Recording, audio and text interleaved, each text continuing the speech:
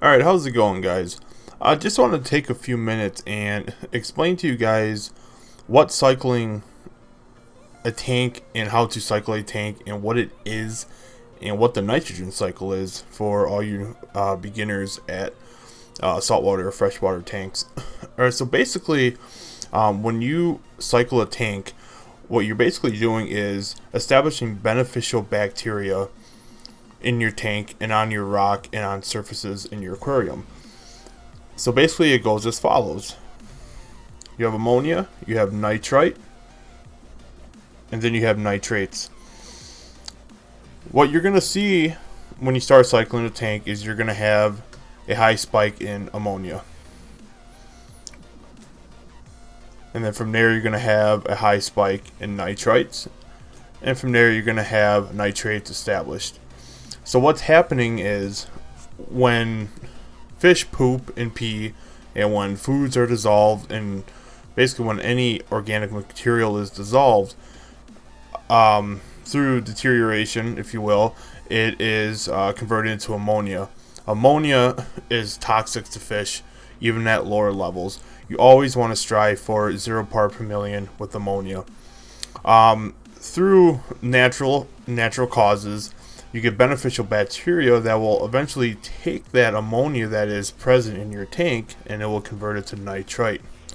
Nitrite, while less toxic, is still pretty toxic to fish. So you don't want any nitrite in your tank as well. After a certain period of time, your nitrite will eventually convert into nitrate. Now, a lot of debate on the effects of nitrate. You always want to strive for almost 0 nitrate unless you're going into corals, because even a small amount of nitrate corals will utilize. But I guess a good general rule of thumb is 10 part per million or lower. Having nitrate present in your tank is like putting 5 people in a small room, closing the door and closing the windows. You can live in there, you can breathe in there, but eventually it's going to be filled up with your exhausted carbon monoxide or carbon dioxide, whichever the two. So it's basically you're like slowly suffocating. That's kind of what the fish are going through. They can live, but it's just in the long run it's not healthy to have high nitrate levels all the time. So this is where your water changes come into effect. So basically, it depends on how you want to start your cycling process. There's generally 3 ways of doing it. The first way is to have hardy fish. This is probably the least favorable way to cycle your tank, due to you're kind of putting your fish through the ringer. If you do it that way, you're exposing them to high ammonia spikes and high nitrite spikes. You can cycle your tank by just taking a piece of shrimp and drop it in your tank and turning the lights off, because eventually that shrimp will degrade and it will break down to ammonia, and then by the process of the nitrogen cycle it will eventually cycle your tank. You can also use the chemical method of cycling your tank, which also works as well. It's already in a bottle pre-mixed beneficial bacteria that you seed your tank with. Either 3 of those steps are okay. Word of caution: if you do go with the live fish method of cycling your tank, make sure that they are hardy fish, such as damsels, 3-stripe, 4-stripe damsels, velvet damsels, or double-faced damsels, yellow-tip damsels, yellow-belly damsels. Just very hardy fish that can take those high spikes in ammonia and nitrite. And that's basically all you need to know. Usually the process could take people can seed their tank and have it cycle within a few days. Some people like to go the slow route, and it could take upwards of a month. Now, for you people who know what this is basically your API saltwater master test chart. There are a few options of test kits out there. API is a good starter.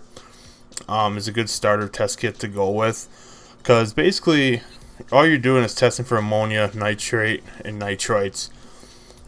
People say that they're not really reliable. Technically, in the cycling process, whether this is reliable or not, if there's any indication of ammonia or nitrite present in your test, it's going to turn your water, or it's going to turn your test solution to whatever color represents. So you're striving for 0 parts per million regardless. So even if those test kits are off, quote unquote, if it's still detecting any ammonia or any nitrite, either A, your tank's not cycled, or for some reason you're getting some kind of abnormal spikes. Other options you can go with are Red Sea and Salford. Don't mind the alkalinity, calcium, and magnesium, unless you actually cycle your tank and you're going into coral. Disregard those test kits. For right now, all you're worried about is pH, ammonia, nitrite, and nitrate. And eventually you'll learn how pH affects your alkalinity, magnesium, and calcium, but you don't have to worry about that right now. Just worry about your ammonia, nitrite, and nitrate. And the only reason I say go with API to start is because it's the cheapest and it's the most readily available. You can pick it up at your local fish store. Walmart has them, PetSmart, Petco, online. These things are dirt cheap. So yeah, that's basically, I guess that's to sum it up in a few minutes here. That's really all you need to know about the nitrogen cycle, the cycle process for your tank. Be patient. It will happen. Just test it, every few days. You're going to start to see that your ammonia, as soon as it drops and you start getting yellow, you're going to notice you're going to have a spike in nitrite. As soon as you see that go down to 0 parts per million and you have nitrate established, then you know that your cycle process is complete. But that doesn't mean just go out and buy a bunch of fish and plop them in your tank, because then what's going to happen is you're going to get a mass ammonia spike, because the small amount of beneficial bacteria that you have established in your tank will not be enough to support that instant heavy bile load that's going to happen in your tank. So just a word of caution: once your nitrogen cycle is complete, your tank is cycled and ready to go, start with a fish or two. See how that plays out for about a month or two, and wait for that beneficial bacteria to start becoming more established. Wait until you start seeing signs of purple coralline algae. That's also a good indicator that you're starting to get a lot of that beneficial bacteria to help keep your tank healthy. Alright guys, hope you enjoyed that little few minutes. Well, it's like 7 minutes long, but yeah, you guys, it's basically all in a nutshell. Hope that's enough to get you guys started and feel a little more comfortable starting up a tank. Thanks for watching. Bye guys.